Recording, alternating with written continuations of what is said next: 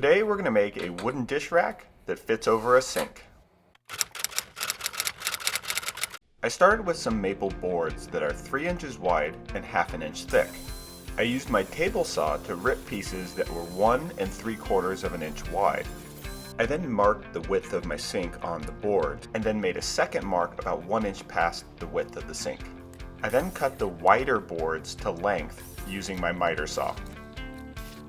For the narrow boards, I want to cut little spacers from the ends before I trim them to the exact length. I want to cut out some notches out of the wider boards so that the whole rack fits flush into the sink. After marking the notches with a pencil, I used my jigsaw to make the cuts.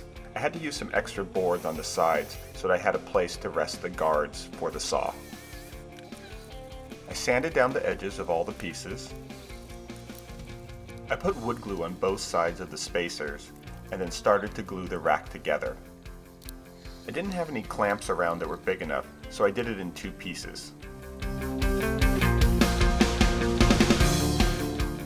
I also added some long wood screws to add additional strength. Now I didn't want the wood to split, so I pre-drilled my holes. I don't want any of the screw heads to show, so to connect the 2 pieces, I'm actually going to countersink additional screws that go all the way through both pieces. To cover the screw heads, I'm going to use wooden plugs made from ½ inch diameter dowels.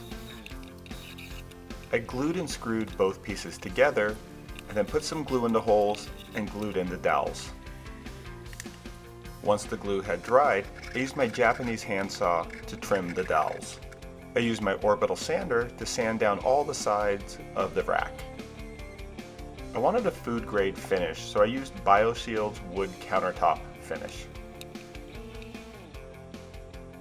The rack fits nicely into the sink and can slide back and forth to either side without bumping into the faucet. I use it daily as a station for making coffee. It's great because any drips just go right into the sink. It's also handy for small food prep tasks like cutting up herbs or garlic or apples. For more detailed instructions, check out my website, and if you want to see what I'm working on next, be sure to follow me on Instagram. And please subscribe to my channel if you haven't already.